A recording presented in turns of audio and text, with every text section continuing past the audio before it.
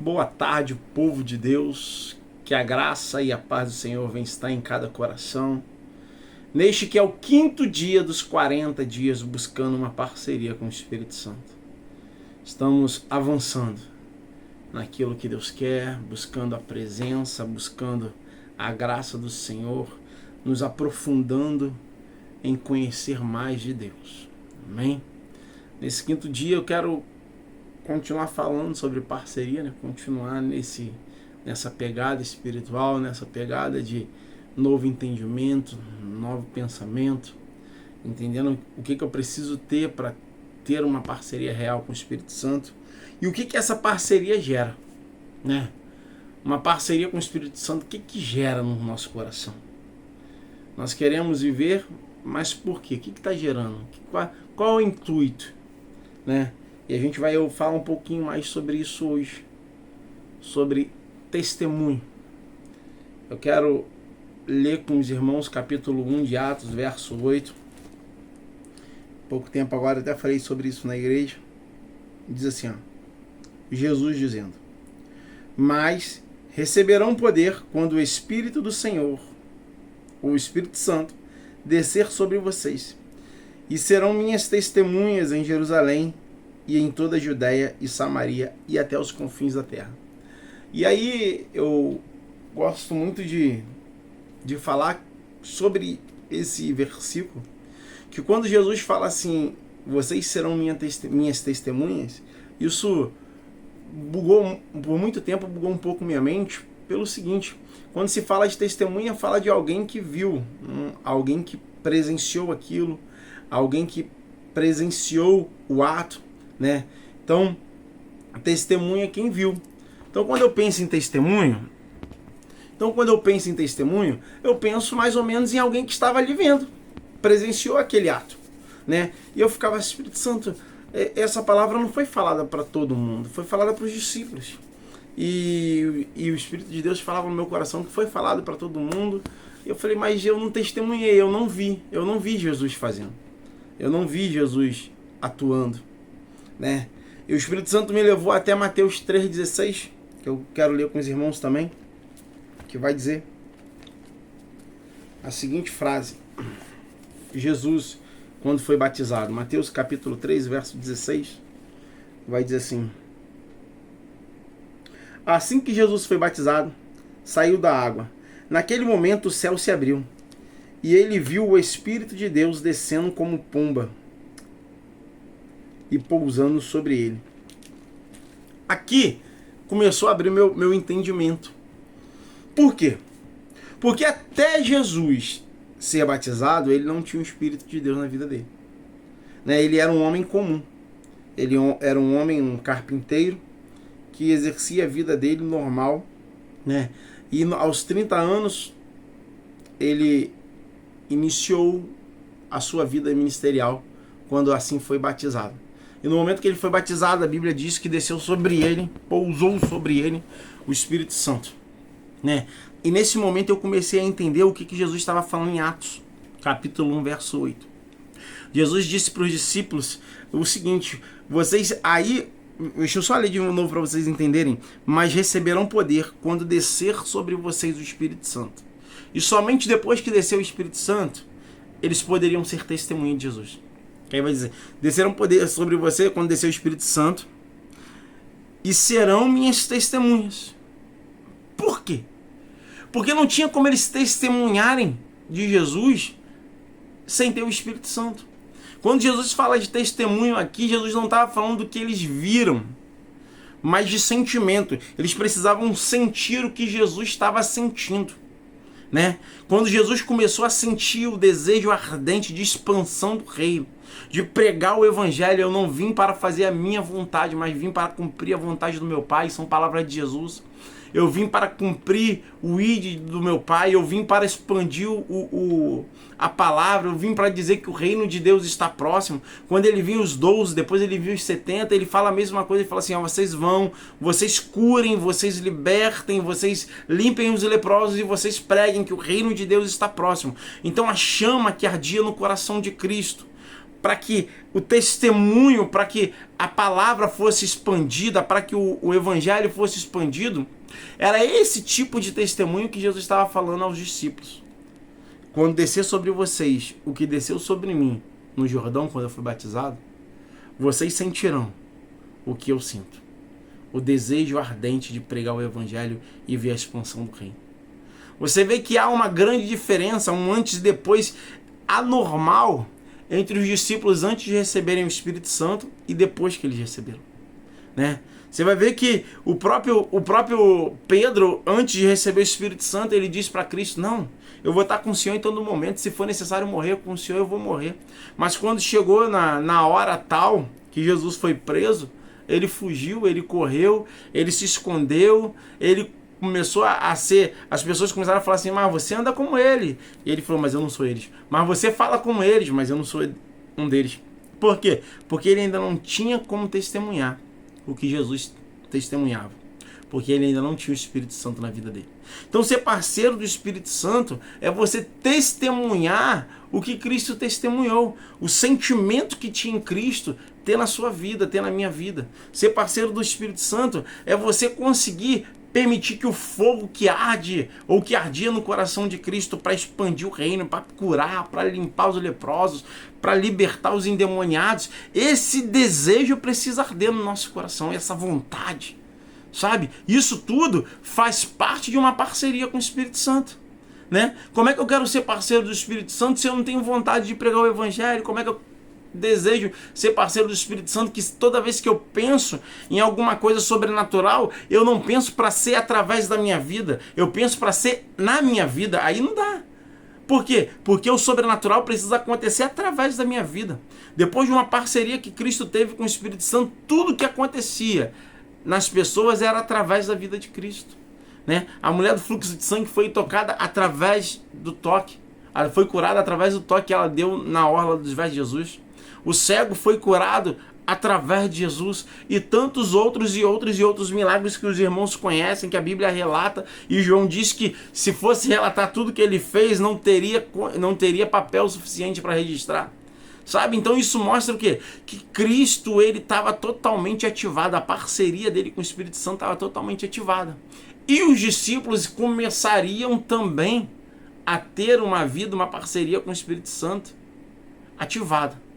E aí eles poderiam sim testemunhar do mesmo sentimento que Cristo testemunhava a partir do Rio de Jordão, né? Um sentimento de ter certeza que o Pai o ouvia. Quando Lázaro, lá no episódio de Lázaro, ele fala: Senhor, muito obrigado porque o Senhor me ouve, e eu não estou falando isso porque eu acho que o Senhor não me ouve. Eu estou falando isso por causa desses que estão aqui.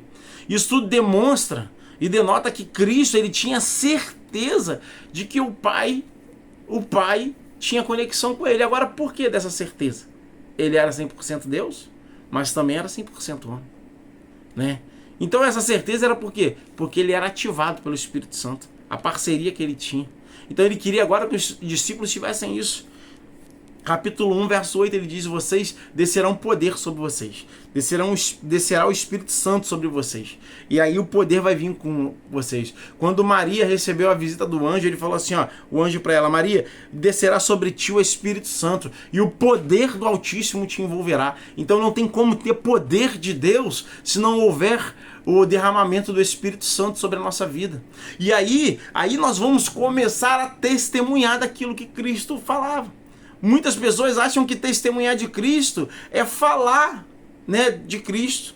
É falar do que Cristo é bom, falar do que Cristo vai. Isso é evangelizar. E também é uma forma de testemunho. Mas quando Cristo fala desse testemunho aqui de Atos 1:8, ele não está falando de um testemunho de falar. Ele está falando do testemunho de sentir. Nós, quando somos parceiros do Espírito Santo, começamos a testemunhar, a sentir o que Cristo sentia. O desejo de expansão do reino. Você vê que assim que em Atos 2 vai vir o dia de Pentecoste, que a Bíblia vai dizer que eles estavam sentados, conversando, e de repente do céu veio línguas como de fogo e pousou sobre a vida deles. Você vai ver o mesmo texto dizendo assim, ó, e pousou. Deixa eu ver se eu consigo encontrar aqui, ó. Então ouvimos um pouquinho antes.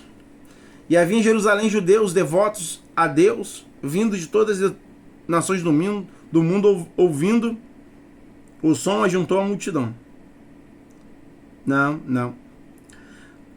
De repente veio do céu um som como um vento muito forte, e encheu toda a casa e estavam assentados. E viu o que parecia línguas como de fogo, que se separaram e pousaram sobre cada um deles. Deixa eu ler isso aqui direito para vocês. No capítulo 2 de Atos, verso 3. E viram o que parecia línguas de fogo, que se separaram e pousaram sobre cada um deles. Então, o Espírito que lá no Jordão parecia como se fosse uma pomba e pousou sobre Jesus, foi o mesmo Espírito que agora em Atos pousou sobre os discípulos em forma de língua de fogo. Então, quer dizer, quando o Espírito Santo ele pousa na nossa vida, ele traz com ele poder de Deus. E logo depois disso, o que aconteceu? Pedro, que nunca tinha pregado o evangelho para grandes multidões, ele agora se levanta cheio de intrepidez, com o coração queimando o que queimava em Cristo, ele começa a pregar o evangelho. E a Bíblia vai dizer que naquele momento ali, mais de 3.000 pessoas foram salvas. Sabe? E depois daquele momento, ele vai, no capítulo 3 de Atos, ele vai para orar, na hora da oração, ele e João, e ele chega na porta do templo chamado Formosa, e ali tem um coxo. E isso, sabe, mexe muito comigo, porque ele usa uma expressão que a gente precisa entender mais a fundo. Ele fala assim, o coxo pede esmola, ele fala assim, eu não tenho ouro nem prata, mas o que eu tenho, o que Pedro tinha agora, que ele não tinha antes? Isso eu te dou. Agora ele tem poder de Deus, agora ele tem fogo de Deus no coração dele, que ele está ardendo, para quê? Para crescimento do evangelho, para a explosão do evangelho, para a explosão do reino. Cristo viu uma pessoa doente, Cristo dava para essa pessoa o que ele tinha: saúde, restauração, transformação. Agora Pedro está com esse mesmo sentimento, ele vê alguém doente, e esse coxo não era a primeira vez que estava ali, e Pedro também não era a primeira vez que orava ali. Então, quer dizer, demonstra que Pedro antes não podia dar o que ele não tinha, mas agora ele tinha. Agora Pedro estava dando o que tinha, né? A pergunta é, o que nós estamos dando? Ou a gente só está querendo? Ou a gente só está pedindo?